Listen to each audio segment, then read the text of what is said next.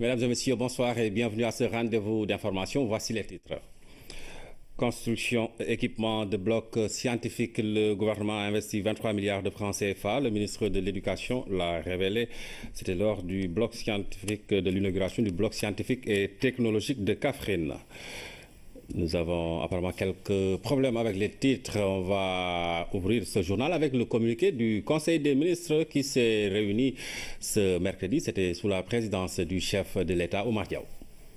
Le président Macky Sall a réuni le Conseil des ministres mercredi 15 mars 2017 à 10h au Palais de la République. Entamant sa communication autour de la tournée économique d'évaluation et de lancement de projets et programmes de l'État, le président de la République adresse ses sincères remerciements aux populations des régions de Louga, Saint-Louis et Matam pour leur mobilisation exceptionnelle et leur accueil chaleureux. Le chef de l'État félicite également le gouvernement, les autorités administratives et locales, les notabilités religieuses, les associations de femmes et de jeunes ainsi que les partenaires techniques et financiers pour la réussite de cette tournée et les actions entreprises à la grande satisfaction de nos compatriotes des zones périurbaines et rurales. Au regard du travail remarquable de l'AGEROUTE, de la Direction nationale du programme d'urgence de développement communautaire PUDC, de l'ASER, de la SONES, de l'ONAS et de la SDE, le président de la République demande au gouvernement d'engager tous les moyens requis afin d'accentuer l'exécution dans les délais impartis des nouveaux projets d'électrification, d'assainissement, d'hydraulique avec le lancement de 251 forages, le désenclavement notamment de l'île Amorphile et de la construction de la route Ndioum-Ourossogui-Bakel. Il convient également de veiller au déploiement équitable des matériels d'allègement des travaux des femmes, au renouvellement des bus et autres véhicules de transport urbain et interurbain, à la réalisation d'infrastructures de conservation de produits agricoles, ainsi qu'au renforcement de la lutte contre le vol de bétail. En outre, le chef de l'État demande au gouvernement d'accorder une priorité particulière à la modernisation de la ville de Podor, à la protection de la langue de Barbarie, à la construction de l'aérodrome et au développement des infrastructures hydrauliques de Ourossogui. Enfin, en perspective du lancement prochain des activités du Puma, le président de la République invite le Premier ministre, sur la base des rapports des 3 gouverneurs de régions concernées, de tenir avant fin avril 2017 une réunion interministérielle de suivi de sa tournée économique. Par ailleurs, évoquant sa visite de courtoisie au Khalif général de Léona Niassène, El Haj Ibrahima Niass, à l'occasion de l'inauguration le 10 mars 2017 de la grande mosquée rénovée de la cité religieuse, le chef de l'État adresse ses remerciements aux populations de la région de Kaolack pour l'accueil exceptionnel qui lui a été réservé. À cet égard, le président de la République rappelle au gouvernement l'impératif d'accélérer la mise en œuvre du programme national de modernisation des cités religieuses par la réalisation d'infrastructures durables améliorant le cadre de vie des résidents et des fidèles. Appréciant le renouveau et le développement de l'industrie cinématographique sénégalaise, suite aux distinctions obtenues par nos réalisateurs, producteurs et cinéastes, au dernier FESPACO, le chef de l'État adresse au nom de la nation ses chaleureuses félicitations à messieurs Alain Gomis, qui a décroché l'étalon d'or du Yenenga, et le prix du meilleur son, Ousmane William Mbaye, qui a remporté le prix du meilleur documentaire et le prix de l'Union européenne ACP, et Abdullah Wan, qui s'est vu attribuer le prix de la meilleure série télé. Ainsi, renouvelant tout le soutien de l'État au monde de la culture, le président de la République exhorte l'ensemble de la communauté cinématographique nationale à persévérer dans la créativité et l'innovation en vue de faire du renouveau du cinéma sénégalais un pilier majeur du développement de l'industrie culturelle au Sénégal et en Afrique. Le chef de l'État adresse aussi ses chaleureuses félicitations et ses encouragements à l'équipe nationale de football des U20 pour ses performances remarquables en Zambie, récompensée par le titre de vice-champion d'Afrique et la qualification au prochain mondial de la catégorie prévue du 20 mai au 11 juin 2017 en Corée du Sud. Il invite ainsi le gouvernement à déployer tous les moyens nécessaires en vue d'une belle participation de notre équipe nationale à cette prestigieuse compétition. Revenons sur la célébration le 8 mars de la Journée internationale des droits des femmes. Le chef de l'État, après avoir magnifié le rôle fondamental et la place primordiale des femmes dans le développement économique et social du Sénégal, invite le gouvernement à accroître la veille permanente sur la protection et la préservation des droits des femmes femmes, notamment la lutte radicale contre la mortalité maternelle et les violences à leur égard. Dans cette perspective, le chef de l'État invite le gouvernement à intensifier le déploiement des mécanismes consensuels de la stratégie nationale d'équité et d'égalité du genre afin d'assurer une meilleure implication des femmes dans la prise de décision et une insertion dynamique dans la vie économique à la faveur de l'optimisation des systèmes d'éducation, de formation, d'encadrement et de financement. Le chef de l'État a clos sa communication sur son agenda diplomatique en informant le Conseil de la visite officielle qu'il effectuera du 19 au 22 mars 2017 en Suisse, au cours de laquelle il participera au Africa Theo Forum à Genève.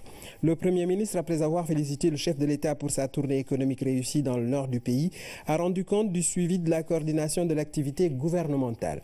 Le ministre des Affaires étrangères et des Sénégalais de l'extérieur a fait le point de la situation africaine et internationale.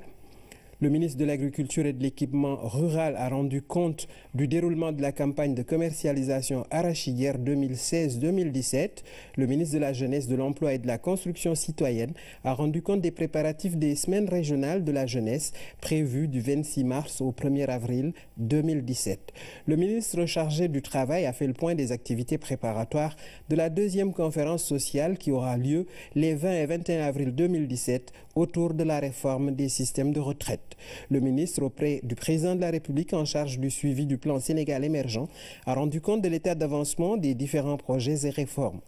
Au titre des textes législatifs et réglementaires, le Conseil a adopté le projet de décret portant répartition du nombre des députés à élire par département, le projet de décret modifiant le décret numéro 2014-1171 du 16 septembre 2014 portant organisation du ministère de l'économie, des finances et du plan, le projet de décret fixant les modalités d'application de la loi 2016-32 du 8 novembre 2016 portant code minier, le projet de décret portant application de la loi 2017-06 du 6 janvier 2017 portant sur les zones économiques spéciales.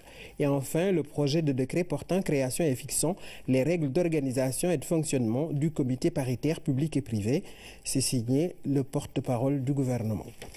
Omar Diaw, merci pour cette lecture du communiqué du Conseil des ministres. Avant de dérouler ce journal, sachez que nous aurons un invité, M.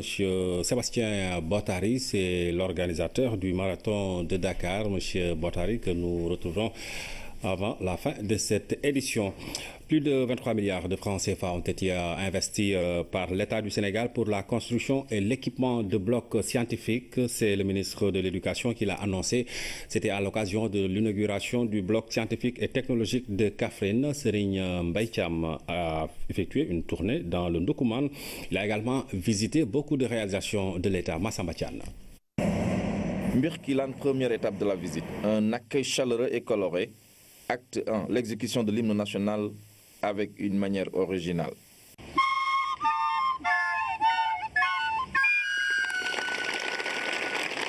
Dans la cour de l'établissement, cet imposant bâtiment construit par le conseil départemental.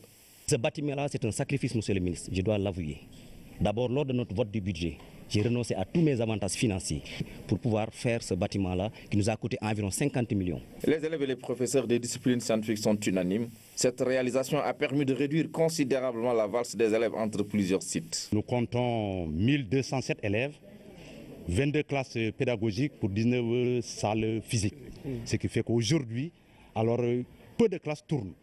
Lycée Babacar Kobar Ndaou dans la commune de Kaffrine, deuxième étape de la visite. Sous le charme de l'environnement scolaire que nous offre ce bois d'école. J'ai dit chaque fois que je verrai un espace vert, je clôturerai et je mettrai les moyens pour les encadrer. C'est pourquoi aujourd'hui nous avons cet espace. À Kaffrine, le centre régional de formation des personnels de l'éducation. Un joyau qui a coûté plus de 928 millions de francs CFA au service des enseignants.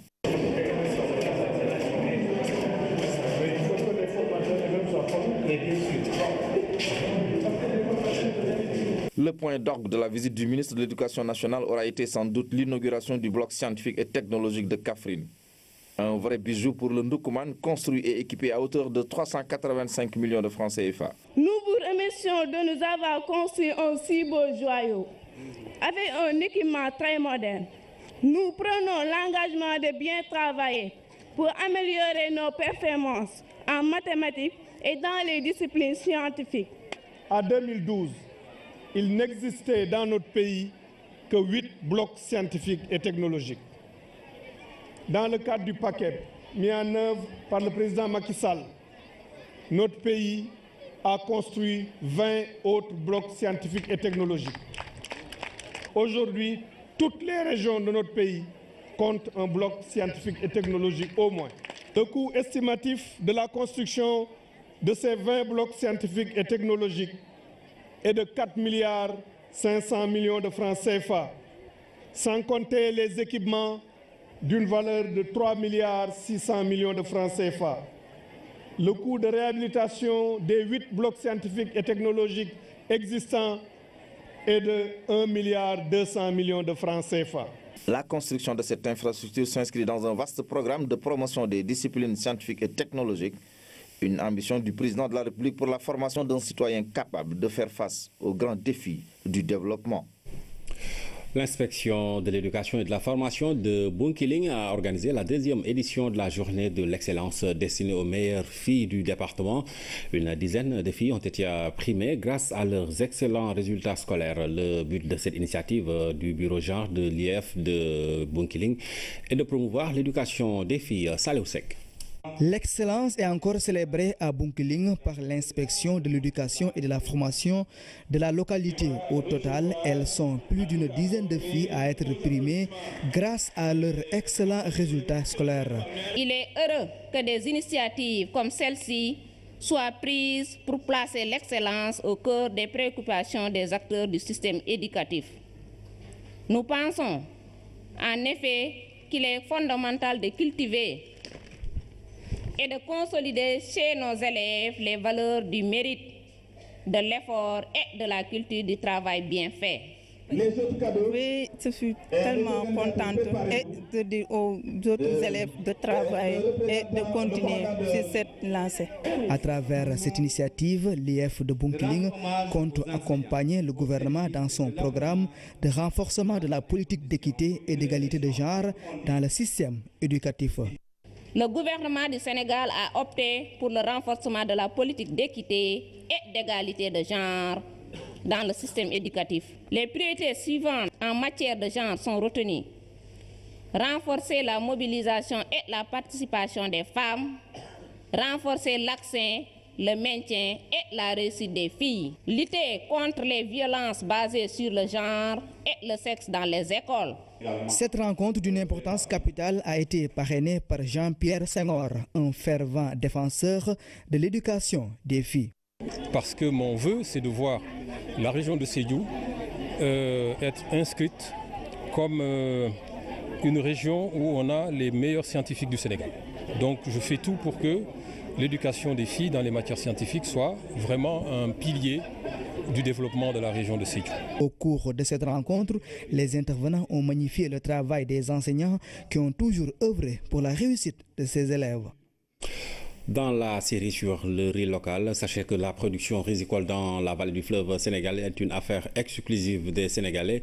Ils s'organisent la plupart du temps en groupement d'intérêt économique. La mécanisation de leurs outils de travail a radicalement changé leur approche de l'agriculture au niveau rural. Lamine Touré est allé à la rencontre de quelques producteurs qui ne quittent presque jamais leur lieu de travail. Voici son reportage. Des femmes et des hommes, leur passion, l'agriculture. Au fil du temps, cette communauté paysanne s'est transformée en producteur moderne. Khady Diallo en fait partie. Son capital d'investissement est évalué à coups de millions. J'ai un tracteur et une motopompe. Le tracteur me revient à 16 millions au lieu de 30 millions. Et le second équipement m'a été offert. Je remercie vraiment l'État.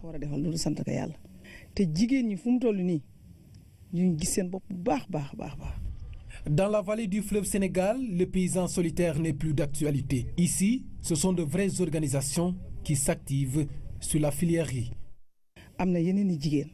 Il y a des productrices qui exploitent 110 à 200 hectares. À Tchagat, il y a plusieurs organisations qui s'activent dans l'agriculture.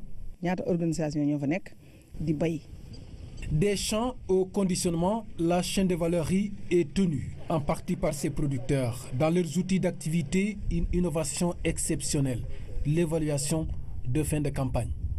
Suñu organisation yu ñu am pour privé yi dana def chaque campagne bu campagne bi téré. Notre organisation effectue après chaque campagne une réunion d'évaluation avec la SAED et la CNCAS. Il s'agit d'étudier les contraintes et opportunités liées à notre métier. Une stratégie de vie dans un secteur où la production reste encore capricieuse. Mais il faut noter que la tendance actuelle est à l'incorporation de nouvelles variétés à rendement élevé.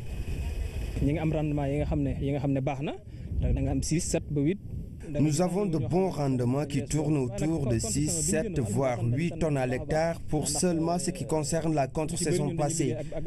Ça a été vraiment une bonne campagne. On a pu payer nos dettes à la CNCAS, un partenaire qui nous accompagne dans l'octroi de financement. L'économie du riz dans la vallée du fleuve Sénégal est entre les mains des producteurs pour la plupart de la zone. La mise en place de vastes organisations autour de la filière facilite le mouvement en marche vers l'autosuffisance en riz du Sénégal prévu pour 2017. Toujours dans la vallée, depuis 2012, les fonds alloués au financement de la filière riz ont considérablement augmenté. Plusieurs institutions financières s'activent dans le secteur au grand bonheur des producteurs. Cependant, ces derniers sont confrontés à des difficultés relatives au remboursement de ces fonds. Donc, Pape Bounachao. Pour les précédentes campagnes de la saison 2015-2016, pas moins de 20 milliards de francs CFA ont été mobilisés pour le financement de la production et de la commercialisation du riz de la vallée. Ce qui indique que dans la zone, les demandes de crédit sont élevées, mais elles sont correctement couvertes par les structures bancaires. Ces financements sont passés en 2012 sur les deux campagnes, bien sûr, de 3 milliards 2 à peu près à 9 milliards 6, disons-le, sur 2015-2016. Donc ça veut dire que de réels progrès ont été faits dans le financement de la production agricole et sur ça je parle particulièrement de la production de riz. Nous avons eu à faire beaucoup de financement dans le secteur agricole, notamment dans les équipements, dans la transformation, donc dans tout ce qui est l'acquisition de rizeries, donc dans tout ce qui est équipement, acquisition d'équipements de maraîchage, équipement de travaux d'aménagement.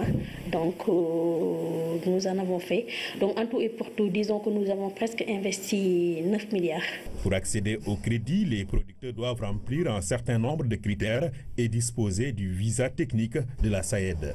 Son visa technique voulait dire que donc, le producteur qui demandait le crédit existait avec un aménagement au niveau de la vallée du fleuve Sénégal. Il faut au moins être un producteur agricole, mais il faut disposer aussi d'une superficie cultivable, mais aussi il faut disposer d'une source d'irrigation, parce qu'ici on est en agriculture irriguée. Maintenant, tout ça permet déjà de créer les bases d'une possibilité d'accompagnement. Et à partir de ce moment-là, on peut passer aux critères d'éligibilité et de solvabilité. Entre la campagne hivernale et la contre-saison, le temps est relativement court pour permettre aux producteurs de respecter les délais de remboursement. Le président a épongé 13 milliards en 2014 pour permettre aux producteurs, tout le monde, d'aller encore à la banque pour renouveler avec la banque. Ça a été fait. Il y a des groupements GIE, on ne peut pas les donner des crédits sans pour autant qu'ils nous remboursent leur crédit de l'année dernière. Il y a qui ont remboursé, il y en a qui ne sont pas. Oui. Le problème, c'est un problème entier. Si on se réfère à la campagne de contre-saison chaude de 2016, nous avions mis un financement à hauteur de 6 milliards 4 ou 6 milliards 5. Sur ces 6 milliards 5, aujourd'hui en recouvrement, c'est un crédit qui est échu depuis le mois d'août, depuis le 25 août passé.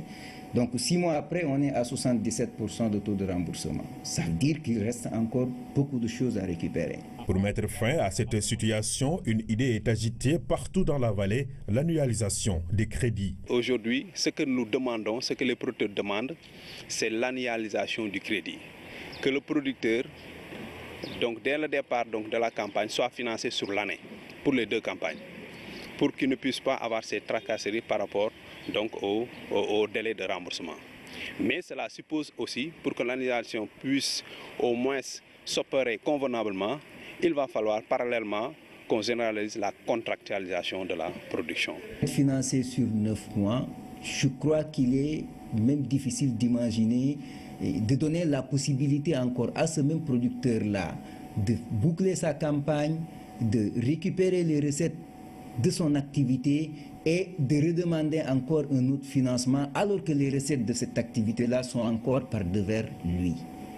Je crois qu'aujourd'hui, autant on est en train de réfléchir sur des mécanismes nous permettant de mettre au moins une ligne de financement sur les deux campagnes, mais même dans une situation pareille, on serait obligé aussi de demander un remboursement du cycle qui termine. La mise en place d'une compagnie nationale d'assurance agricole a permis d'appuyer les structures financières. Il s'agit pour l'État d'huiler le dispositif financier et de vaincre les réticences. C'est un produit qui est nouveau, qui a besoin de promotion, qui a besoin d'être accompagné, qui a besoin aussi de grandir. Et je pense que c'est un travail qui est déjà bien entamé. Plusieurs séances de travail sont tenues entre la banque, la SAIED, la compagnie d'assurance et les organisations de producteurs pour soit réviser les niveaux de couverture ou bien discuter de la question de la prime, etc. Donc en cas de sinistre aussi, souvent l'assurance peut se retrouver dans des situations où elle encaisse une prime de 10 millions pour payer peut-être une trentaine de millions de sinistres. Tous les acteurs, notamment les producteurs, les agents techniques et les financiers, se disent disposés à pousser la réflexion afin de mettre en place des mécanismes profitables à tous, car à tous les niveaux de la chaîne de valeur de la filière risicole, le financement est incontournable. La rubrique santé se met aussi à l'heure du riz local au Sénégal. Le riz est l'aliment de base. Cet aliment a des valeurs nutritives importantes pour l'organisme. Il faut juste savoir le consommer avec modération pour les diabétiques et bien préparé. Ramasadem. Le riz importé ou riz local, le riz reste le même en termes d'apport nutritif pour l'organisme. En termes de valeur nutritive, le riz amène des glucides. Ce sont des céréales. Quand ça rentre dans l'organisme et que c'est métabolisé, ça donne du sucre. Il faut également savoir qu'on a beau aimer le riz, il n'existe pas de riz pour diabétiques. Il faut juste modérer sa consommation. La seule différence qu'il pourrait y avoir, ce serait un tout petit peu dans la façon de le cuisiner. Ce sont les goûts et les préférences personnelles. Au plan scientifique, c'est le même index glycémique. Mais aussi et surtout, j'en profite pour le dire, il n'y a pas de riz pour diabétiques ou de riz pour obèses ou non. Parce qu'il y en a qui pensent qu'en prenant le riz local et qui sont diabétiques, ils peuvent en manger une grande quantité. Non, ça c'est une grosse erreur, malheureusement, et que l'on retrouve souvent. Même si on prend le riz local, qui est très bien par ailleurs par rapport au riz importé, qui est très bien, il ne faut pas non plus lui donner des vertus qu'il n'a pas. Il faut de toute façon limiter, faire la restriction chez le sujet qui est diabétique. Tout est également dans la préparation, car le riz en tant que tel a des apports nutritifs pour l'organisme. Il y a des lipides, des glucides, du sodium, du fer et d'autres vitamines indispensables pour notre corps. Chez l'individu sain, de façon générale, le riz en tant que tel, il est très bien, mais c'est sa cuisson qui pose problème. Si on fait du thieboudiène et qu'on ajoute beaucoup d'huile à cela, ça pose problème. Le gras va altérer, si vous voulez, les apports qu'on a avec ce riz-là. Il est préférable de manger comme les villageois ou comme les gens de Casamance, c'est le nyankatang. Le fameux nyankatang, il n'y a que de l'eau dedans, un peu de sel. Après, on fait sa sauce tomate ou sauce oignon à part, avec peu d'huile, plus les protéines que l'on amène et peut-être des légumes si on veut. Ça, au plan nutritionnel, c'est beaucoup mieux. Mais la façon dont c'est cuisiné, c'est ça qui pose en fait problème. Mais le riz en tant que tel, c'est un aliment de base, comme peut l'être le mil, comme peut être le fognon, qui sont tous très bien, mais encore une fois, c'est dans le mode de cuisson. Le riz, en tant que tel, n'est pas mauvais pour la santé. Il faut savoir le consommer avec des quantités raisonnables et surtout le manger avec des légumes, de la viande ou du poisson et avec très peu d'huile. Et éviter de penser qu'il y a des riz pour diabétiques. Tout est dans la préparation et la consommation. Et Ramatadem nous conseille de consommer du riz local, mais de ne pas oublier de mener une activité sportive au quotidien. Une marche de 30 minutes au quotidien est par exemple fortement recommandée. L'agence de sécurité de proximité a fini de démontrer son ancrage dans le dispositif sécuritaire national, selon Dr Pape Khalignan, invité de l'émission Le Point, le directeur de l'agence d'assistance à la sécurité de proximité qui tire le bilan de la première génération d'ASP au terme de leur contrat. L'occasion pour lui de décliner également les grands axes de la politique d'insertion professionnelle mise en place par l'État. Nous l'écoutons. Grâce à l'apport du ministère de la formation professionnelle, que je remercie en passant, donc on a mis en place un concept qui s'appelle un ASP, un métier. Ouais. Donc il y a aujourd'hui 71 filières et 17 métiers qui sont accessibles. On a tous enrôlé dans ce projet un ASP, un métier qui permet d'assurer l'employabilité du jeune à la sortie. Ouais, vous conviendrez que le contrat expire. C'est là qu'ils ne seront pas. Est-ce qu'il y a possibilité de retenir des gens? Est-ce qu'il y en a parmi eux qui sont retenus au niveau de l'agence ou bien vous êtes reconduits carrément comme ASP? Oui, bien sûr. Il y a des ASP qui avaient des masters. Aujourd'hui, c'est eux qui assurent au niveau des unités départementales. C'est eux qui assurent la mutuelle de santé. Et puis les délégués de mutuelle dans les, comment dirais-je, au niveau des différents départements. De la même manière, on a lancé la formation en garde rapprochée. Ouais. Vous le savez, aujourd'hui, je suis heureux de vous apprendre, même il y a un ASP qui est recruté en Angleterre comme garde rapproché, avec un salaire de 2 millions de francs CFA. Aujourd'hui, cette garde rapprochée-là rentre dans le cadre du projet Un ASP, un métier, et on en demande un peu partout. Ouais. On est en train de les sortir. L'agriculture et d'autres, parce que, vous savez, l'ASP, c'est un creuset d'apprentissage au métier. Donc, tous les métiers convergent autour de l'ASP grâce au 3FPT, à l'ONFP. Ouais. Donc, qui offre la plateforme de formation à l'ensemble des ASP du Sénégal. Là où ils se trouvent, ils sont dans les centres de formation professionnelle, ils sont même dans les DAC, dans le domaine agricole, Sédhiou, CFA de Sédhiou, on a des ASP qui ont récolté cette année. Et je pense que tout cela montre qu'aujourd'hui, l'ASP, c'est une passerelle qui permet aujourd'hui d'accompagner les jeunes, de leur donner une formation professionnelle, après à la sortie, vraiment de les mettre dans de bonnes conditions pour accéder à un emploi durable. Docteur Pape Khalignan, directeur général de l'agence de sécurité de proximité, invité de l'émission Le Point. L'entretien avec Ousmane Ngare Faye est à suivre après ce journal. Éradiquer la peste bovine au Sénégal par une communication efficace et efficiente, la FAO a réuni ce matin les acteurs de la santé animale pour discuter de la stratégie de communication pour la lutte contre la résurgence de la maladie. Le ministre de l'Élevage qui a présidé la rencontre s'est appesanti sur l'objectif qui est de maintenir le monde libre de la peste bovine. Luis Bilza. La discussion se propose d'actualiser les informations sur les risques des laboratoires qui conservent le virus. Les entomologistes et parasitologistes ont centré leur communication sur le comment procéder à cette séquestration et destruction du virus de la peste bovine. Pour la FAO, il est plus que nécessaire de renforcer le système de surveillance afin de permettre la détection précoce de la maladie. Le volet communication pour le développement qui s'inscrit dans cette approche constitue une discipline essentielle du développement durable. Celle-ci engage directement les personnes, les communautés dans le processus décisionnel qui affecte leur vie et leur développement futur. Dans la phase post-éradication, la peste bovine n'existe plus que dans les laboratoires. Le risque de réintroduction du virus dans l'environnement naturel peut être facilement réduit. Il suffit de limiter de façon significative le nombre de laboratoires qui, dans le monde, détiennent encore du matériel contenant le virus de la peste bovine. La causerie est une aubaine pour les éleveurs, l'objet étant d'amener à changer d'approche ou de comportement vis-à-vis de leur bétail. Le troupeau du Sénégal constitue non seulement le budget, mais l'épargne de l'éleveur. C'est avec le troupeau que l'éleveur évalue ses biens au niveau des concessions.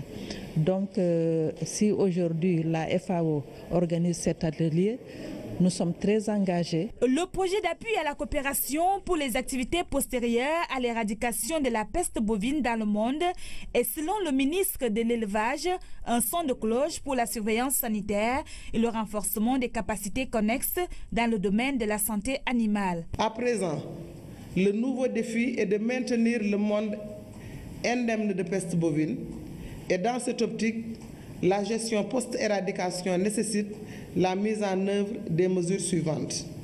La surveillance de la maladie, la mise en place de la banque régionale de vaccins et la mise en place d'un plan d'intervention d'urgence et la communication. Et la peste bovine est une des maladies animales les plus redoutées et qui dans le passé a fait des ravages et décimé les troupeaux de bétail et la faune sauvage en Afrique.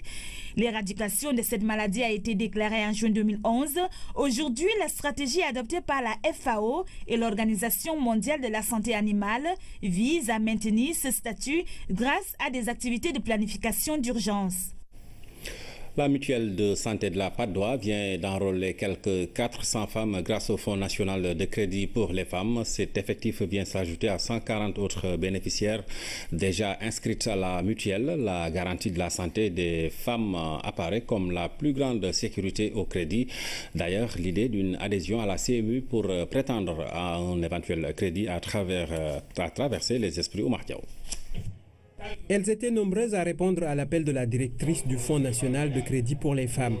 Pourtant, il n'était pas question de prendre un quelconque crédit ou alors ce serait un crédit pour la santé, un enrôlement dans la CMU. 400 cartes d'adhésion avec une cotisation annuelle de 3 500 francs CFA par personne en complément de l'inscription initiale de 100 adhérents il y a plus d'1 an déjà. Le centre de santé Nabil Choucair joue un rôle central dans la santé des populations des quartiers de la Patte d'Oie, de Grand Yoff, Grand Médine, Parcelles Assainies et même d'autres zones plus éloignées. Les autorités sanitaires et les élus locaux, comme les parlementaires présents, ont salué l'initiative du président de la République, Mme Sow, traduit en actes. La maladie est l'ennemi de l'entrepreneuriat. La maladie constitue une entrave à l'activité économique. Celles qui bénéficient d'un crédit ont naturellement besoin d'avoir toutes leurs forces pour mener les activités qui leur permettent d'engranger des ressources et de rembourser. Sécuriser la femme au plan sanitaire, la soustraire des risques maladies en la plaçant sous le parapluie de la CMU, c'est garantir d'une certaine façon le crédit. Il faut, à notre humble avis, étudier les voies et moyens d'une articulation, c'est-à-dire d'un mécanisme de couplage entre les activités des mutuelles de crédit et celles intervenant dans la CMU. Pourquoi alors ne pas conditionner l'accès au crédit à une adhésion à la CMU? Ce serait doublement avantageux. Pour protéger le crédit, que l'adhésion à un dispositif de couverture du risque maladie soit un préalable au bénéfice du crédit. Non pas pour compliquer la vie aux femmes, mais pour faire en sorte que la femme malade puisse se soigner rapidement et retrouver son activité qui lui permette de rembourser dans la dignité. Il s'agit là d'une voie non imposée mais à explorer après avoir aidé au relèvement du plateau technique de Nabil Choucair. Le Fonds national de crédit pour les femmes vient d'aider à l'enrôlement de centaines d'entre elles. C'est que la directrice se dit convaincue que la promotion de l'entrepreneuriat féminin passe par la prise en compte de la santé des femmes. À Wakhinane Nimzat, les femmes se sont mobilisées pour célébrer à leur manière la journée internationale de la femme. L'invité d'honneur était le ministre de la Femme, Maria Massar, qui a offert 4 moulins en guise de cadeaux et de soutien aux initiatives locales, un geste apprécié par le maire de la localité, Abasso. Un rendez-vous exceptionnel, mobilisation des grands jours à Wakhinane Nimzat pour célébrer la journée dédiée à la femme. Le maire a communié avec toutes les actrices de développement de la localité. Le mémorandum présenté laisse apparaître quelques difficultés. Nous nous sommes toutes mobilisées derrière le maire pour adresser nos chaleureux remerciements à Madame le ministre Maria Massar. Il faut le signaler, nos difficultés se résument en une phrase. Avoir à notre disposition du matériel de production et de transformation. Elles ont implanté des projets. Elles sont actives dans la transformation de céréales. Elles sont actives dans les classes d'alphabétisation. elles sont actives dans les tanneries. L'État est en train de faire des efforts pour soutenir justement ces braves dames. Pour soulager ces femmes, le ministre Mariama Sarr n'est pas venu les mains vides répondre à l'appel. 4 moulins ont été offerts et les services de son département mobilisés pour accompagner ces actrices à la base.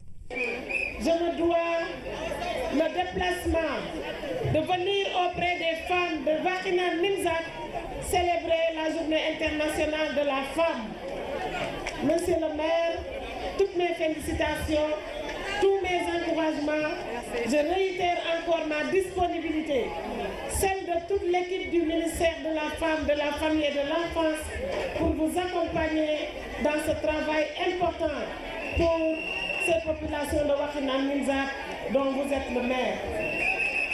Lii dafay wane ne ci ndigalu président de la République son excellence monsieur Macky Sall na Racine Talla nekk bonne fête à toutes les femmes du département de Guédiawaye. Ces projets annoncés visent plus d'autonomisation à travers la mise en place de plusieurs projets économiques et sociaux.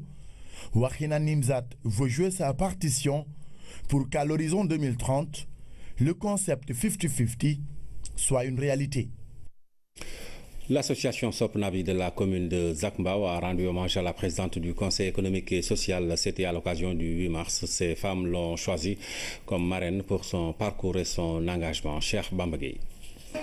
Forte mobilisation de l'association Sopnabi de la commune de Zac Mbao pour accueillir leur marraine. Ces femmes, toutes de blanc vêtues, ont célébré la journée internationale de la femme à leur façon. Elles ont choisi Mme Aminata Tall, présidente du Conseil économique, social et environnemental, comme marraine pour rendre hommage à la femme sénégalaise. La présidente de l'association Sopnabi est revenue sur le choix marqué par ses qualités et ses valeurs, des critères qui ont été bien posés, raison suffisante pour choisir Mme Aminata Tall comme marraine de cette édition. Je suis très heureuse de ce choix fait sur moi pour être marraine de cette édition du 8 mars que vous célébrez. Vous êtes des femmes de valeur, des femmes de qualité. Au Sénégal, nous avons des femmes modèles sur qui on peut s'inspirer. Donc, je vous remercie de ce choix, car les critères ont été vraiment rigoureux. C'est un honneur fait à toutes les femmes.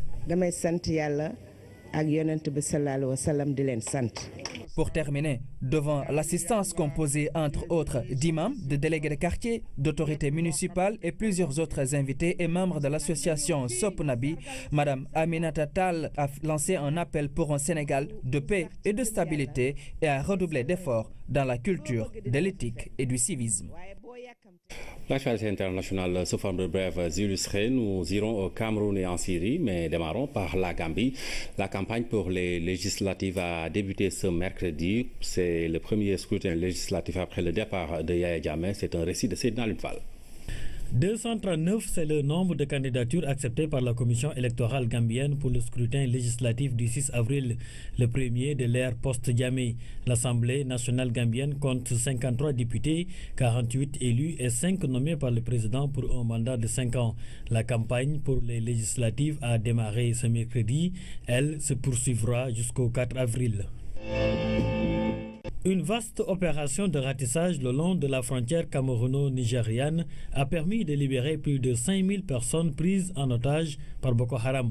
C'est ce qu'a affirmé le gouvernement camerounais. Une soixantaine de terroristes auraient été tués. Côté militaire, on ne déplore aucune perte. Les otages libérés, en majorité des femmes, des enfants et des personnes du 3e âge, ont été conduits en territoire nigérian. Damas, la capitale syrienne, a vécu l'horreur ce mercredi. Un double attentat a fait au moins 25 morts et de nombreux blessés. Ces décès viennent alourdir le bilan de 6 années de guerre qui ont fait plus de 320 000 morts et plus de 11 millions de déplacés et de réfugiés. Le conflit syrien est considéré comme le plus meurtrier depuis le début du XXIe siècle. Je vous l'annonce en début de journal, l'invité du 20h, c'est Sébastien Boitary, c'est l'organisateur du marathon de Dakar. Bonsoir. Bonsoir M. Traoré. Alors avec vous, nous allons bien sûr parler du marathon qui aura lieu les 15 et 16 avril 2017. Nous sommes exactement à 30 jours de l'événement. Alors pourquoi ce marathon de Dakar? Quels sont les objectifs visés à travers une telle compétition? Très bien, je vous remercie M. Traoré de m'inviter. Effectivement, comme vous l'avez dit, nous sommes aujourd'hui à la J-30. Nous avons démarré une campagne d'inscription il y a de cela quelques mois. Et donc, si vous voulez, je vais un petit peu expliquer le week-end sportif et familial que nous avons mis en place. Le 15 avril, donc, il y aura 3 courses. Une première course à 9h réservée aux femmes à partir de l'âge de 14 ans, qu'on appelle la Dakaroise. Je précise que les frais d'inscription sur cette course, qui sont de l'ordre de 1500 francs, eh bien, sont reversés en totalité à la recherche contre les cancers féminins à travers un partenariat que nous avons mis en place avec la LISCA et suivi de 2 courses juniors, un 3 km et un 2 km. Voilà, le but de samedi, c'est d'une part courir pour une cause. On va avoir 4000 femmes qui vont déambuler sur le boulevard de Gaulle et ensuite des enfants parce que nous sommes sur du festif. Le dimanche 16 avril, nous avons donc 3 courses, le 10 km, le semi-marathon et l'épreuve reine, le 42-195, le marathon de Dakar. D'accord. Alors, nous sommes à 30 jours de l'événement, je le disais. Donc, vous en êtes où avec les préparatifs? Est-ce que tout Écoutez, aujourd'hui, les préparatifs vont bon train. Les inscriptions fonctionnent à plein tube. D'ailleurs, j'en profite de ma présence ce soir pour dire qu'il ne faut pas attendre la dernière minute pour s'inscrire, sinon il risque d'y avoir des déçus.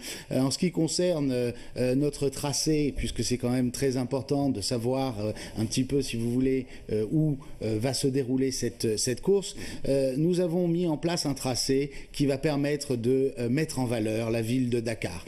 Donc nous allons forcément partir, comme je le disais, du boulevard de Gaulle pour ensuite prendre la direction de la Corniche. Nous allons aller vers des monuments dits clés qui pourront mettre en valeur cette magnifique ville. On passe par la porte du millénaire, la place du souvenir, le monument de la Renaissance, jusqu'aux Almadies, tout en passant aussi ensuite au retour par le centre-ville et pour finir aussi par des endroits un peu plus populaires. On passe par Ouakam, on passe par la Médina, Blaise Diagne, Cheikh Anta Diop, voilà. Donc il y a un mélange, je dirais, de populaire mais aussi de très belles images que nous allons pouvoir filmer lors de ce week-end sportif. Alors justement, vous avez parlé d'une magnifique ville, en parlant de Dakar, vous parlez de ces belles images.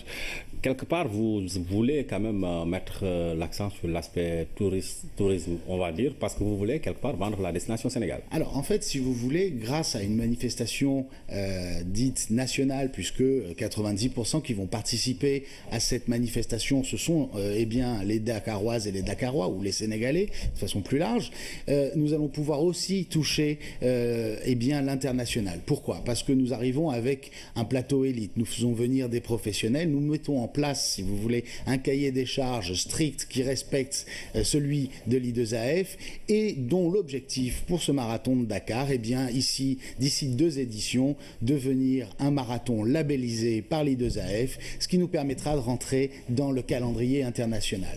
Donc effectivement, à travers des images que nous allons produire lors de ce week-end, nous allons pouvoir toucher, je dirais, la planète running. Et puis voilà, c'est un côté positif, montrer les atouts de cette magnifique ville à travers évidemment la Corniche et d'autres endroits comme je l'ai cité. D'accord. Et parmi les athlètes qui sont attendus, est-ce qu'on peut avoir une idée des grands noms qui seront à Dakar? Alors aujourd'hui, on est en train de finaliser notre plateau élite. Nous organisons un certain nombre de manifestations sportives sur le continent. On va avoir 20 athlètes qui vont venir compétir lors de ce week-end avec un objectif qui est de faire entre 2,12 et 2,14, donc un vrai temps. Sur le plan sportif, c'est très important pour qu'on parle de nous à l'international. Il faut vraiment un plateau sportif relevé. Je ne pourrais pas vous donner de nom ce soir, mais il y aura de très bons noms qui vont venir sur cette course, du moins au départ de cette course. Nous l'espérons. Sébastien Bottari, en tout cas, bonne continuation. Je vous remercie. Vous êtes l'organisateur du marathon de Dakar qui aura lieu les 15 et 16 avril 2017 et que vous étiez là pour nous parler du contenu de ce programme. Merci à vous. Merci à vous. Le groupe de la Banque africaine de développement met à la disposition du Sénégal et de la Mauritanie un financement de 26 milliards 700 millions pour le projet de construction du pont de Rosso sur le fleuve Sénégal. L'accord de financement qui couvre les 46% du coût global de l'ouvrage a été signé ce soir même au ministère des Finances. Écoutons à ce propos Amadouba, c'est le ministre de l'économie et des Finances au micro de Mamadou Samambo. En effet, ce projet d'infrastructure régionale d'un coût total de 57 milliards 482 millions constitue une réponse favorable à une vieille doléance des populations sœurs du Sénégal et de la Mauritanie, en particulier celles riveraines du fleuve Sénégal. En effet, dès son accession à la magistrature suprême, son Excellence M. Macky Sall, président de la République, a-t-il fait de la réalisation du pont de Rosso une priorité afin de faciliter et d'accroître sensiblement les échanges entre nos partenaires de l'Afrique, en Afrique de l'Ouest et du Nord, dans une perspective de promouvoir l'émergence de notre pays. Cette infrastructure moderne, répondant aux normes et standards internationaux, va grandement améliorer les conditions de transport des personnes et des biens entre le Sénégal et la Mauritanie, avec un effet direct sur le relèvement du niveau des échanges économiques entre nos deux pays. En outre, le pont de Rosso constitue un chaînon essentiel sur le corridor transafricain, Lagos, Dakar, Nouakchott, Tanger, Le Caire. C'est donc un choix politique fort des deux États qui vise à renforcer l'intégration et la coopération en Afrique.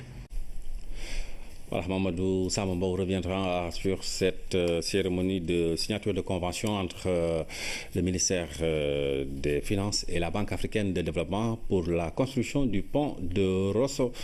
Pour terminer, le sport et le football, l'Assemblée générale de la Confédération africaine de football s'est ouverte ce mercredi à Addis Abeba en Éthiopie. Mais tous les yeux sont rivés sur l'élection du président de l'institution. C'est demain jeudi. Le Camerounais Issa Hayatou fera face au Malgache Ahmad Ibrahima Mboup. L'Afrique du football retient son souffle. Le face-à-face Issa Hayatou Ahmad dans la capitale de l'Union africaine suscite intérêt et passion. Le président sortant s'accroche à son fauteuil et brigue un 8e mandat. Plus que jamais, Issa Hayatou pense être toujours utile à la CAF malgré son âge assez avancé et sa longévité au poste. Moi j'ai 70 ans. Blatter a été élu avant qu'on ne le suspende là. Il avait 79 ans. Avalanche a quitté la FIFA à 84 ans. Je ne vois pas pourquoi les Africains sont excités de me voir partir. Si j'ai commencé très tôt, j'ai commencé à être président de la CAF en 1941. Quand j'avais 41 ans. Les Africains aiment toujours détruire leurs frères. Et je n'ai pas manifesté la volonté de rester éternellement au pouvoir, moi.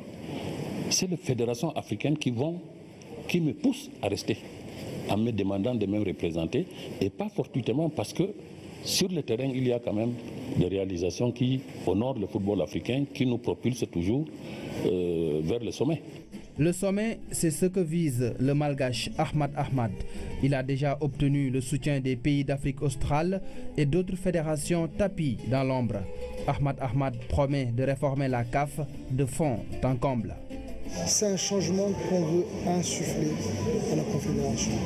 À part évidemment le changement dans l'administration, il faut suivre l'évolution du monde.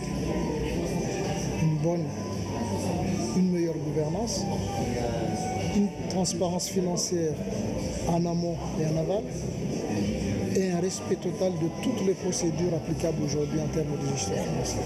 La candidature d'Ahmad laisse de marbre Issa Hayatou. Il garde espoir et reste confiant. Ça ne m'inquiète pas.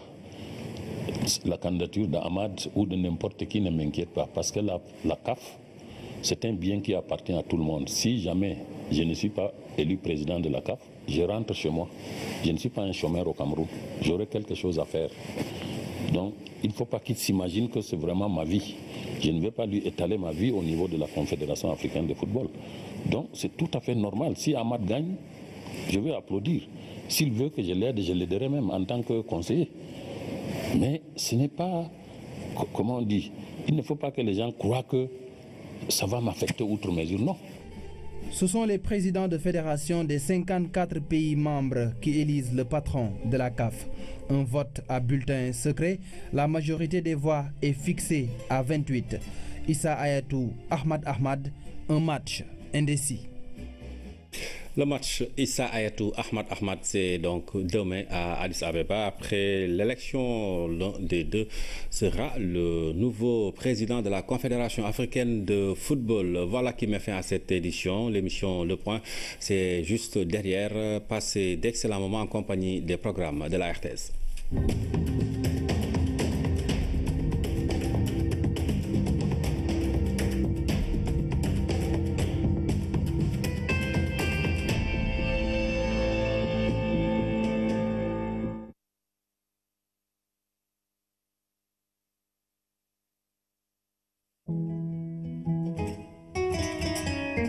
La météo vous est offerte par Bank of Africa.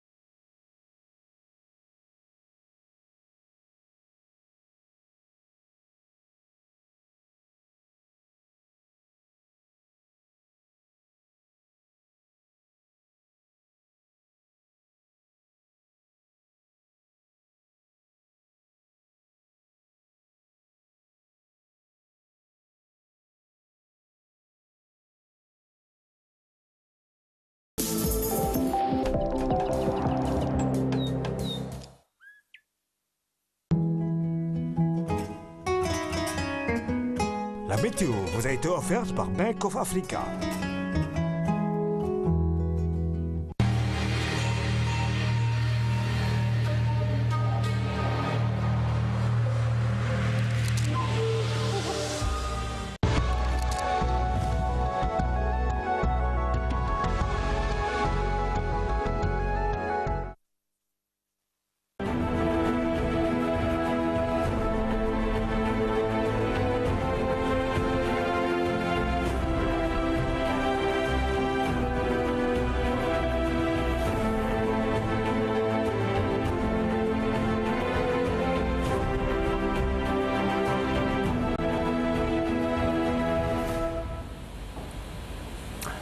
Bonsoir, bienvenue. Il y a juste quelques jours, ils étaient encore des milliers de jeunes à avoir à travers le pays pris d'assaut les points de recrutement. Ce sont ces nouveaux candidats, ces jeunes qui aspirent à intégrer l'agence de sécurité de proximité. Un rush qui dénote d'un réel engouement pour cet outil porté sur les fonds baptismaux il y a juste 4 ans par le chef de l'État.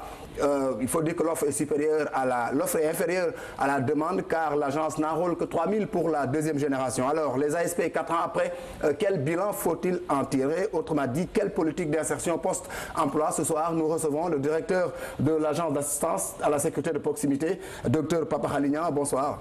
Bonsoir Ousmane Gari. Oui, voilà 4 ans que vous êtes à la tête de l'agence d'assistance à la sécurité de proximité. Aujourd'hui, l'agence a 3 ans ou 4 ans. Quel bilan vous tirez de la première génération d'ASP? Merci Ousmane Gari pour m'avoir invité sur ce plateau. Merci. En parlant de la sécurité en général, la sécurité de proximité en particulier. Comme vous avez pu le constater, l'agence d'assistance à la sécurité de proximité vient de souffler ses 4e bougies. Aujourd'hui, l'agence a été créée en 2013 grâce à la vision du chef de l'État qui a voulu rendre la sécurité au service de tous les citoyens. C'est ce qu'on appelle la sécurité de proximité, une sécurité plus proche du citoyen. Aujourd'hui, nous sommes en 2017. L'agence a déjà réussi la reconnaissance institutionnelle. D'autant plus qu'aujourd'hui, l'agence est mise en place au niveau central et dans les 45 départements, on a eu des unités départementales. De la même manière, on a mis en place une mutuelle de santé au niveau central et dans les 40 départements du Sénégal. Vous conviendrez que c'est un exercice difficile de mettre en place une institution qui aujourd'hui fait ses preuves dans le dispositif sécuritaire au Sénégal. Qui a fini par s'imposer, qui répondait à une réelle demande en sécurité. Dans sa version, l'agence, elle est un peu unique en Afrique. Vous l'avez théorisé, vous dites que ça a fait l'objet de votre thèse en 1996 qui portait sur la sécurité de proximité. Aujourd'hui, c'est un sentiment de satisfaction quand vous tirez quand même le bilan de 4 ans d'exercice, non? Effectivement, parce que vous savez, la sécurité a été toujours conçue comme une affaire de l'État. On a parlé de Max Weber qui parlait de la monopolisation de la violence légitime par l'État. Donc, qu'est-ce que cela veut dire? La sécurité, c'est une affaire régalienne. Avec l'évolution du concept, certains ont théorisé la police de proximité qui est une pratique policière fondée sur l'îlotage et les unités de roulement. Vers les années 96, quand j'ai soutenu ma thèse de doctorat à l'Institut des sciences criminelles de Poitiers, thèse qui a été primée pour le prix des thèses des collectivités locales en Europe, j'ai théorisé le concept de sécurité de proximité en disant que la connotation policière doit sauter pour vraiment faire participer tout le monde. C'est ce que nous sommes en train de faire actuellement au Sénégal. Donc certains pays parlent de police communautaire, d'autres parlent de police citoyenne, même il y a la sécurité humaine. Donc pour permettre d'élargir le concept qui n'est plus d'actualité, police fondée sur l'exercice régalien, parce que ça correspondait à l'État-providence. Aujourd'hui, vous conviendrez que socialiser carrément, on socialise à hauteur d'hommes, de citoyens. Tout à fait. Donc on part vers une police centralisée avec une monopolisation de la violence par l'État à une police plus ouverte. Une police quand même qui fait appel à tous les acteurs de la vie vraiment sociale. D'accord. Je rappelle que vous êtes avocat, criminologue en même temps. Cette idée de la police à la base, plus proche des citoyens, vous l'avez appliquée dans le cas du Sénégal. Et d'ailleurs, ça a fait l'objet d'un ouvrage que vous avez publié il y a de cela quelques mois. Ça s'appelle Sécurité de proximité, mode d'emploi, l'expérience sénégalaise de la gouvernance sécurité de proximité, préfacé par un peu le président de la francophonie des polices, Francopole. Oui, effectivement. Vous savez, ce concept de sécurité, en réalité, le président de la République, avec sa campagne électorale, a fait le tour du Sénégal. Comme tout le monde le sait, c'était une campagne de proximité. Il avait vu que les personnes prenaient en charge leur propre sécurité dans les quartiers. C'est ce qui se passe même aujourd'hui. Vous avez vu que les gens mutualisent leurs moyens pour prendre en charge leur propre sécurité. Compte tenu de l'absence de maillage national, c'est ce qu'on a essayé de formaliser dans le cadre d'un concept de gouvernance sécuritaire de proximité qu'il a déjà dégagé depuis le Conseil des ministres à Saint-Louis. D'accord, très bien. Et quels sont les axes majeurs que vous déclinez pour le cas du Sénégal? Dans cet ouvrage, justement, quels sont les faits marquants de cette expérience sénégalaise? L'expérience sénégalaise, aujourd'hui, démontre la place du citoyen dans le dispositif sécuritaire. Pour dire que le citoyen est la première porte de la sécurité. Le citoyen est l'oreille, les yeux de la sécurité avant que ça ne soit pratiqué. Et ce qui est intéressant dans cette démarche, on démontre la nécessité de diagnostiquer le phénomène avant de le combattre, c'est-à-dire le diagnostic local de sécurité. Si vous voyez le texte qui régit l'Agence d'assistance à la sécurité de proximité, l'agence contribue avec les autres acteurs de la sécurité à la mise en place des contrats locaux de sécurité qui nécessitent une cartographie de la délinquance, la connaissance du terrain. Comme vous le savez, toute science commence par l'observation. Donc on ne peut pas attaquer le phénomène criminel sans pour autant diagnostiquer et comprendre comment la typologie de la délinquance dans les quartiers, qui sont ces délinquants, et tout cela nécessite déjà une vision plus scientifique que pratique. Voilà ce que découle du livre que j'ai publié. D'accord, très bien. Vous bouclez 4 ans d'exercice pour la première génération. Aujourd'hui, est-ce que vous avez le sentiment que l'agent de sécurité de proximité, en tout cas ces ASP-là, ont répondu à leur vocation initiale, quand on sait que l'insécurité quand même grandit un peu dans certains quartiers de Dakar, dans certaines régions du Sénégal? Oui, effectivement, vous savez que... Donc on dit qu'on ne les voit pas dans les quartiers, ce n'est pas leur vocation. Et tout à fait, j'ai entendu cela. Mais comme vous le savez, la sécurité est dynamique. La sécurité est un concept à géométrie variable. Vous savez, quand une société se développe, il y a forcément l'insécurité. Quand, vous voyez, avant l'avènement de l'informatique, il n'y avait pas de criminalité informatique. Donc, quand il n'y a pas de grand commerce, il n'y a pas... l'Internet, on ne parlait pas de cybercriminalité. On ne parlait pas de cybercriminalité. Donc, maintenant, on parle de la criminalité de comportement à la criminalité de profit, qui est collée au développement de nos sociétés. Donc, les ASP, ils ont un rôle de prévention. Pour dire quoi? C'est de la police administrative. Donc, anticiper, veiller, éclairer la lanterne de l'ensemble des acteurs sur ce qui se passe dans les quartiers. Il est vrai, il fallait mettre en place l'institution, appuyer administrativement tous les acteurs de la sécurité. Comme vous le savez, il y a 2000 dans la police, 1000 dans la gendarmerie, donc les collectivités locales 2000, les autres on les a mis à position. Mais ce qui est intéressant dans ce constat, quand vous dites que les ASP ne sont pas présents dans les quartiers, c'est une question de chronologie, de planification. Dans un premier temps, on a voulu mettre en place l'institution, on a expérimenté ce qu'on a appelé le quartier sûr.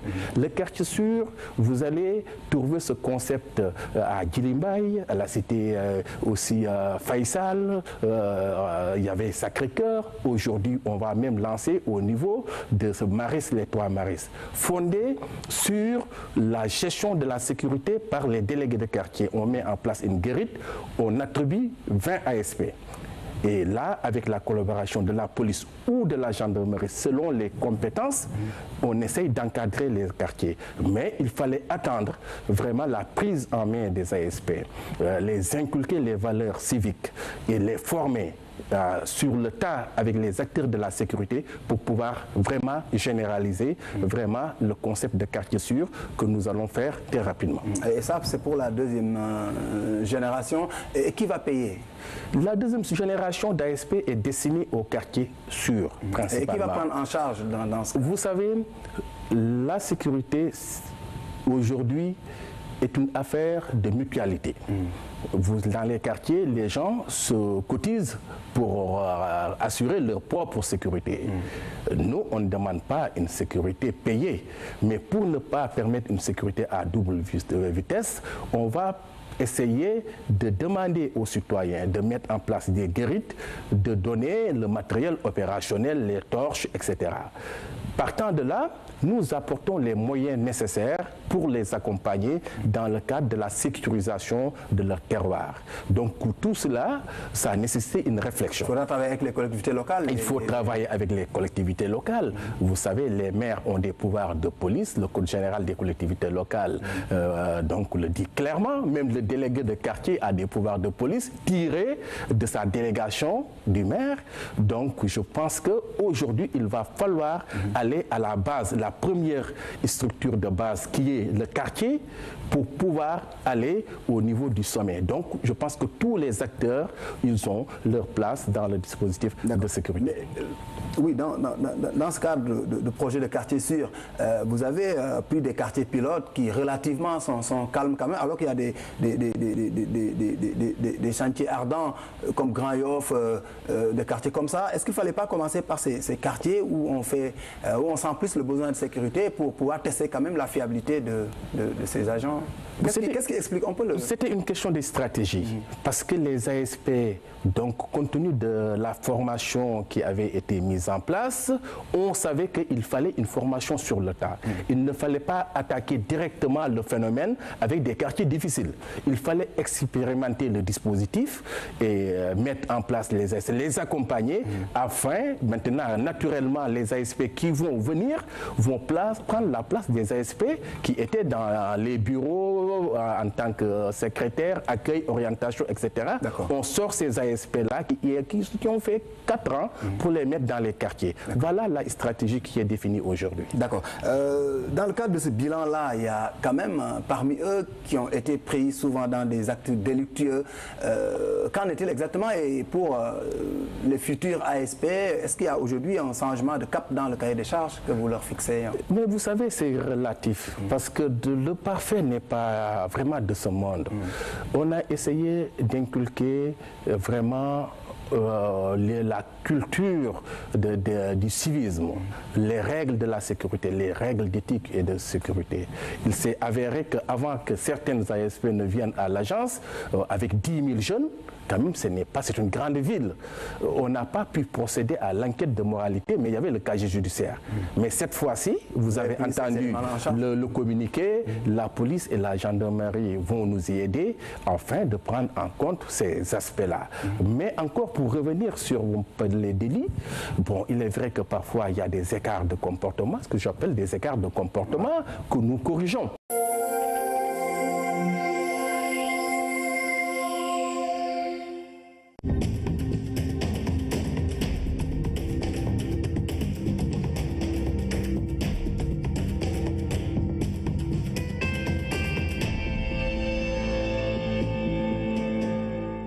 Mesdames et messieurs, bonsoir et bienvenue à ce rendez-vous d'information. Voici les titres.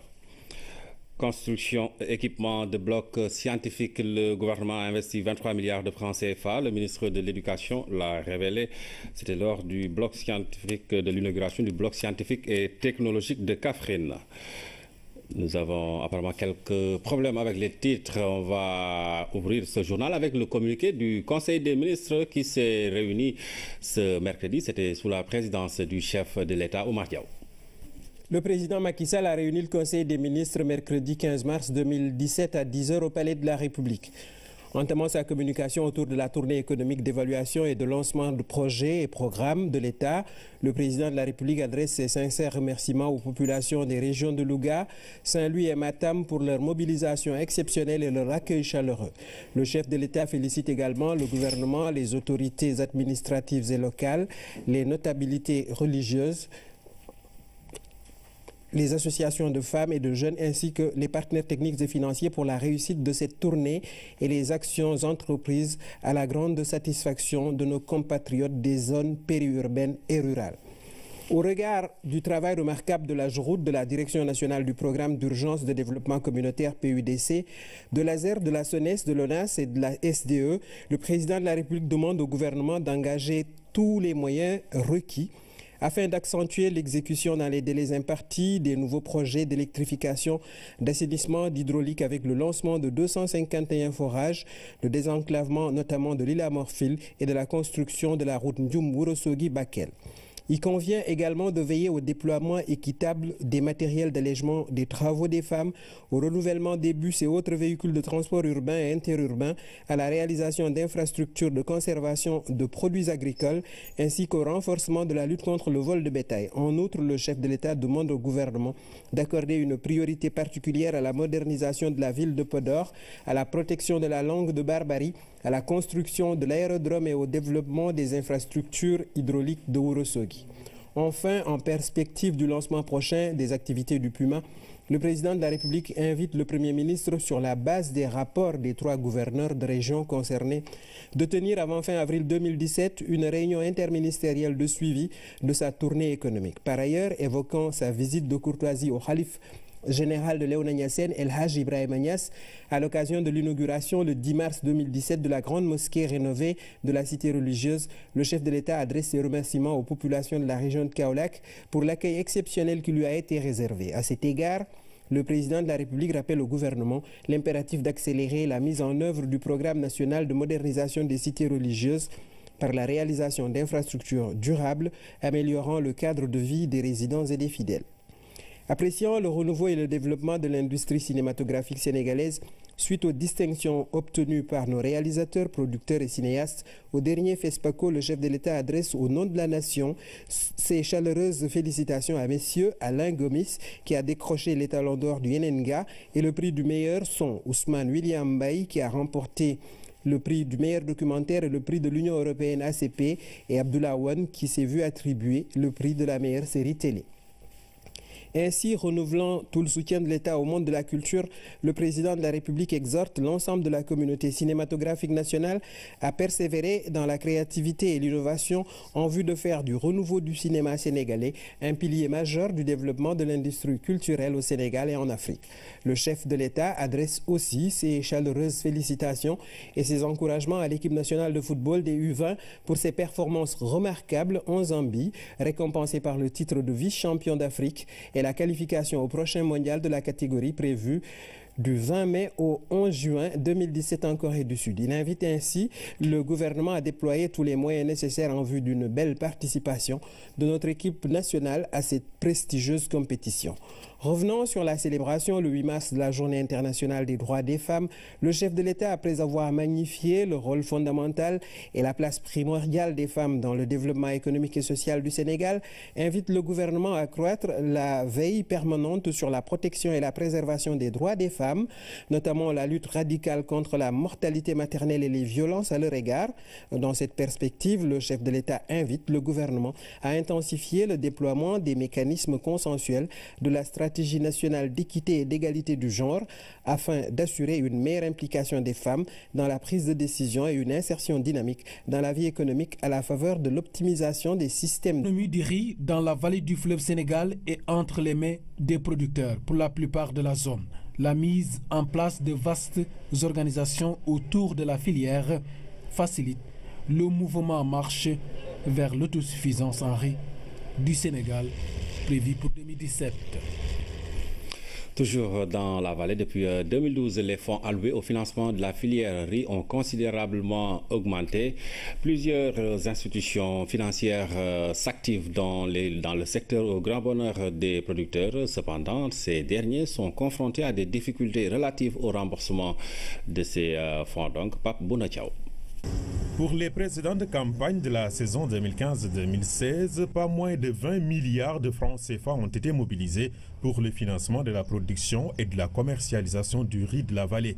Ce qui indique que dans la zone, les demandes de crédit sont élevées, mais elles sont correctement couvertes par les structures bancaires. Ces financements sont passés en 2012 sur les deux campagnes, bien sûr, de 3 milliards 2 à peu près à 9 milliards 6, disons-le, sur 2015-2016. Donc ça veut dire que de réels progrès ont été faits dans le financement de la production agricole et sur ça je parle particulièrement de la production de riz. Nous avons eu à faire beaucoup de financement dans le secteur agricole, notamment dans les équipements, dans la transformation, donc dans tout ce qui est l'acquisition de rizeries, donc dans tout ce qui est équipement, acquisition d'équipements de maraîchage, équipements de travaux d'aménagement. Donc nous en avons fait. Donc en tout et pour tout, disons que nous avons presque investi 9 milliards. Pour accéder au crédit, les producteurs doivent remplir un certain nombre de critères et disposer du visa technique de la SAED. Son visa technique voulait dire que donc, le producteur qui demandait le crédit existait avec un aménagement au niveau de la vallée du fleuve Sénégal. Il faut au moins être un producteur agricole, mais il faut disposer aussi d'une superficie cultivable, mais aussi il faut disposer d'une source d'irrigation, parce qu'ici on est en agriculture irriguée. Maintenant, tout ça permet déjà de créer les bases d'une possibilité d'accompagnement.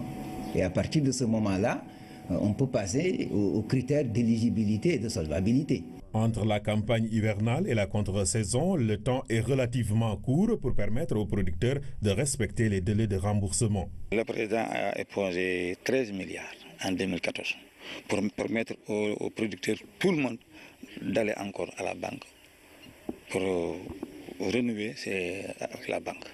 Ça a été fait. Il y a des groupements GIE, on ne peut pas les donner des crédits sans pour autant qu'ils nous remboursent leur crédit de l'année dernière. Il y a qui ont remboursé, il y en a qui ne sont pas. Oui. Le problème, c'est un problème entier. Si on se réfère à la campagne de contre-saison chaude de 2016, nous avions mis un financement à hauteur de 6,4 milliards ou 6,5 milliards. Sur ces 6,5 milliards, aujourd'hui en recouvrement, c'est un crédit qui est échu depuis le mois d'août, depuis le 25 août passé.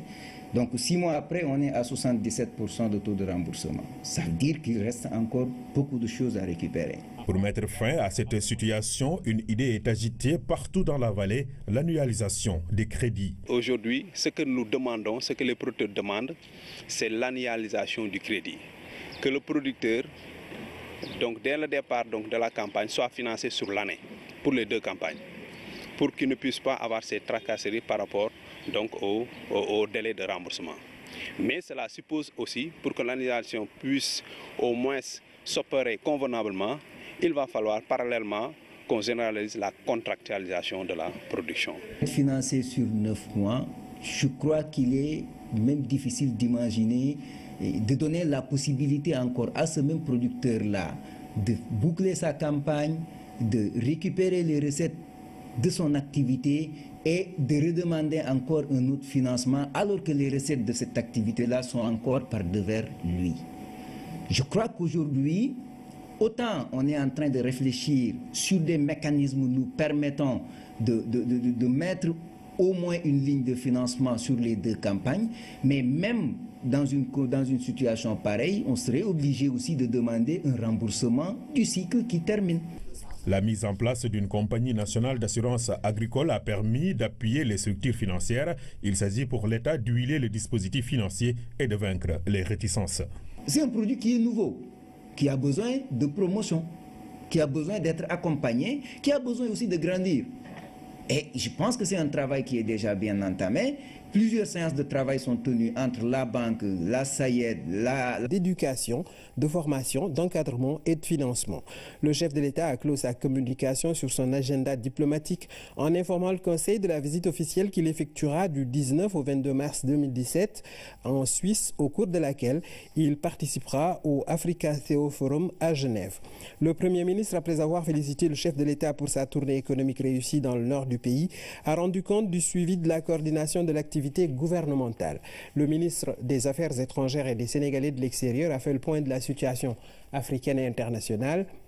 Le ministre de l'Agriculture et de l'Équipement rural a rendu compte du déroulement de la campagne de commercialisation arachidière 2016-2017. Le ministre de la Jeunesse, de l'Emploi et de la Construction citoyenne a rendu compte des préparatifs des semaines régionales de la jeunesse prévues du 26 mars au 1er avril 2017. Le ministre chargé du Travail a fait le point des activités préparatoires de la deuxième conférence sociale qui aura lieu les 20 et 21 avril 2017 autour de la réforme des systèmes de retraite.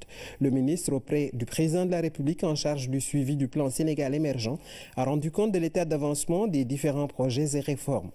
Au titre des textes législatifs et réglementaires, le Conseil a adopté le projet de décret portant répartition du nombre des députés à élire par département, le projet de décret modifiant le décret numéro 2014-1171 du 16 septembre 2014 portant organisation du ministère de l'économie, des finances et du plan, le projet de décret fixant les modalités d'application de la loi 2016-32 du 8 novembre 2016 portant code minier, le projet de décret portant application de la loi 2017-06 du 6 janvier 2017 portant sur les zones économiques spéciales.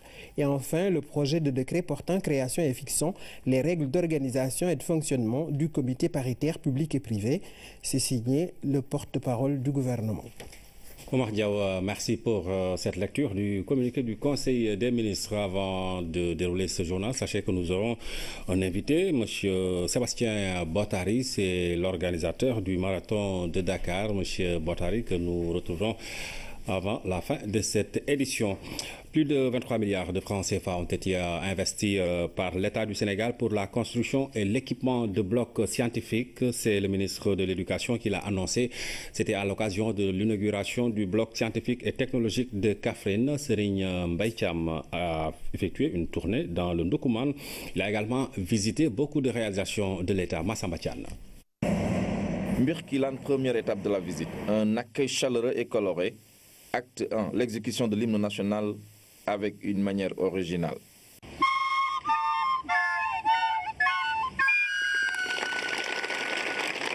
Dans la cour de l'établissement, cet imposant bâtiment construit par le conseil départemental.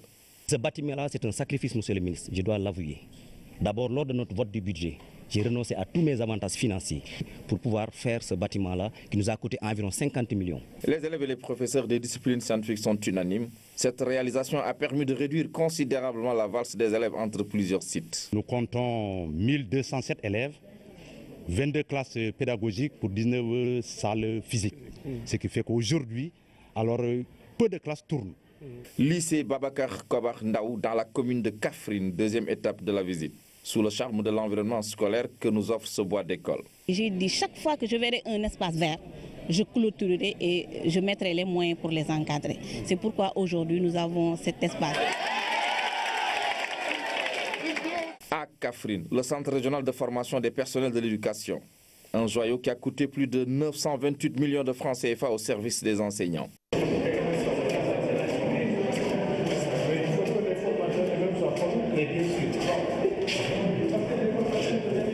Le point d'orgue de la visite du ministre de l'Éducation nationale aura été sans doute l'inauguration du bloc scientifique et technologique de Kaffrine. Un vrai bijou pour le Ndoukoumane, construit et équipé à hauteur de 385 millions de francs CFA. Nous vous remercions de nous avoir construit un si beau joyau, avec un équipement très moderne. Nous prenons l'engagement de bien travailler pour améliorer nos performances en mathématiques et dans les disciplines scientifiques. En 2012, il n'existait dans notre pays que 8 blocs scientifiques et technologiques.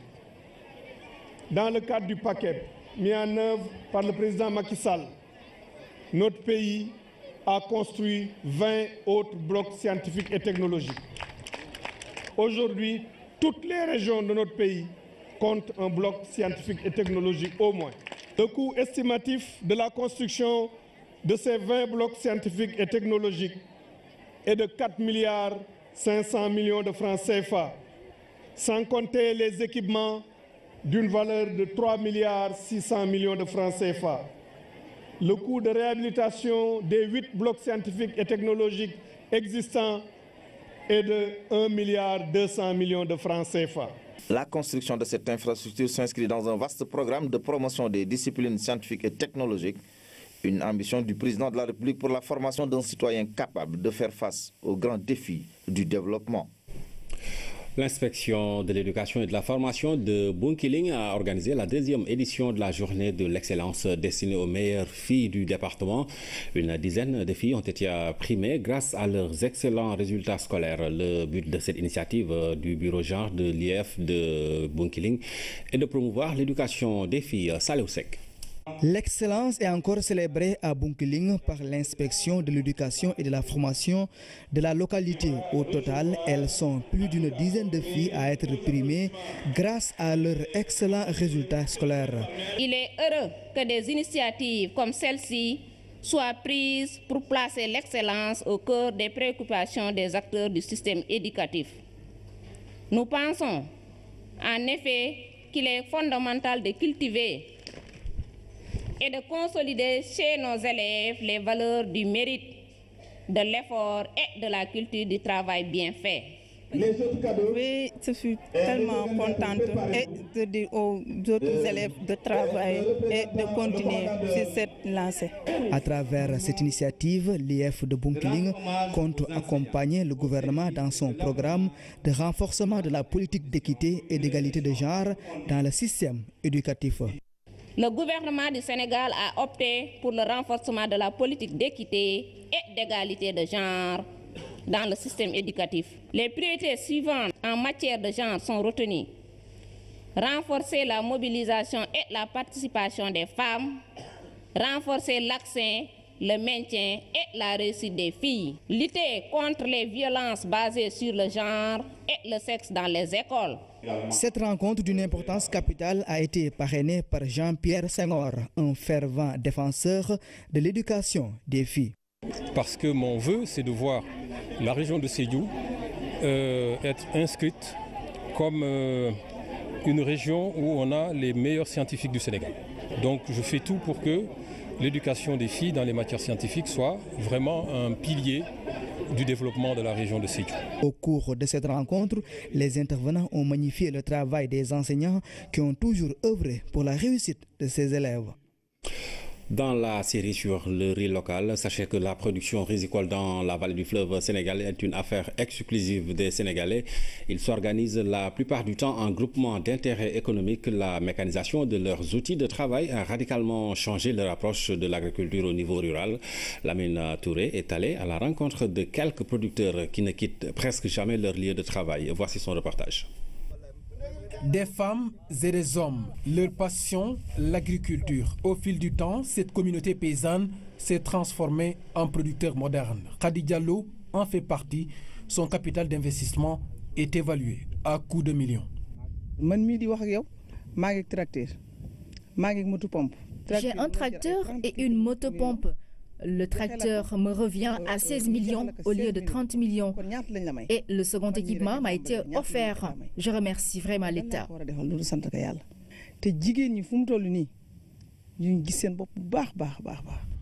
Dans la vallée du fleuve Sénégal, le paysan solitaire n'est plus d'actualité. Ici, ce sont de vraies organisations qui s'activent sur la filière riz. Il y a des productrices qui exploitent 110 à 200 hectares. À Tchagat, il y a plusieurs organisations qui s'activent dans l'agriculture. Des champs au conditionnement, la chaîne de valeur riz est tenue en partie par ces producteurs. Dans leurs outils d'activité, une innovation exceptionnelle, l'évaluation de fin de campagne. Une organisation privée. Notre organisation effectue après chaque campagne une réunion d'évaluation avec la SAED et la CNCAS. Il s'agit d'étudier les contraintes et opportunités liées à notre métier. Une stratégie de vie dans un secteur où la production reste encore capricieuse. Mais il faut noter que la tendance actuelle est à l'incorporation de nouvelles variétés à rendement élevé.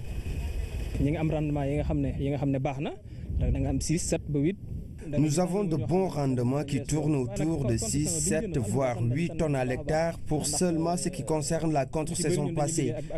Ça a été vraiment une bonne campagne. On a pu payer nos dettes à la CNCAS, un partenaire qui nous accompagne dans l'octroi de financement. La société, la compagnie d'assurance et les organisations de producteurs pour soit réviser les niveaux de couverture, ou bien discuter de la question de la prime, etc. Donc en cas de sinistre aussi, souvent l'assurance peut se retrouver dans des situations où elle encaisse une prime de 10 millions pour payer peut-être une trentaine de millions de sinistres. Tous les acteurs, notamment les producteurs, les agents techniques et les financiers, se disent disposés à pousser la réflexion afin de mettre en place des mécanismes profitables à tous, car à tous les niveaux de la chaîne de valeur de la filière risicole, le financement est incontournable. La rubrique santé se met aussi à l'heure du riz local. Au Sénégal, le riz est l'aliment de base. Cet aliment a des valeurs nutritives importantes pour l'organisme. Il faut juste savoir le consommer avec modération pour les diabétiques et bien préparé. Ramatadem. Le riz importé ou riz local, le riz reste le même en termes d'apport nutritif pour l'organisme. En termes de valeur nutritive, le riz amène des glucides. Ce sont des céréales. Quand ça rentre dans l'organisme et que c'est métabolisé, ça donne du sucre. Il faut également savoir qu'on a beau aimer le riz, il n'existe pas de riz pour diabétiques. Il faut juste modérer sa consommation. La seule différence qu'il pourrait y avoir, ce serait un tout petit peu dans la façon de le cuisiner. Ce sont les goûts et les préférences personnelles. Au plan scientifique, c'est le même index glycémique. Mais aussi et surtout, j'en profite pour le dire, il n'y a pas de riz pour diabétiques ou de riz pour obèses ou non. Parce qu'il y en a qui pensent qu'en prenant le riz local et qui sont diabétiques, ils peuvent en manger une grande quantité. Non, ça c'est une grosse erreur, malheureusement, et que l'on retrouve souvent. Même si on prend le riz local, qui est très bien par ailleurs par rapport au riz importé, sinon, qui est très bien, il ne faut pas non plus lui donner des vertus qu'il n'a pas. Il faut de toute façon limiter, faire la restriction chez le sujet qui est diabétique. Tout est également dans la préparation, car le riz en tant que tel a des apports nutritifs pour l'organisme. Il y a des lipides, des glucides, du sodium, du fer et d'autres vitamines indispensables pour notre corps. Chez l'individu sain, de façon générale, le riz en tant que tel, il est très bien, mais c'est sa cuisson qui pose problème. Si on fait du thieboudiène et qu'on ajoute beaucoup d'huile à cela, ça pose problème. Le gras va altérer, si vous voulez, les apports qu'on a avec ce riz-là. Il est préférable de manger comme les villageois ou comme les gens de Casamance, c'est le nyankatang. Le fameux nyankatang, il n'y a que de l'eau dedans, un peu de sel. Après, on fait sa sauce tomate ou sauce oignon à part, avec peu d'huile, plus les protéines que l'on amène et plus des légumes si on veut. Ça, au plan nutritionnel, c'est beaucoup mieux. Mais la façon dont c'est cuisiné, c'est ça qui pose en fait problème. Mais le riz en tant que tel, c'est un aliment de base, comme peut l'être le mil, comme peut être le fognon, qui sont tous très bien, mais encore une fois, c'est dans le mode de cuisson.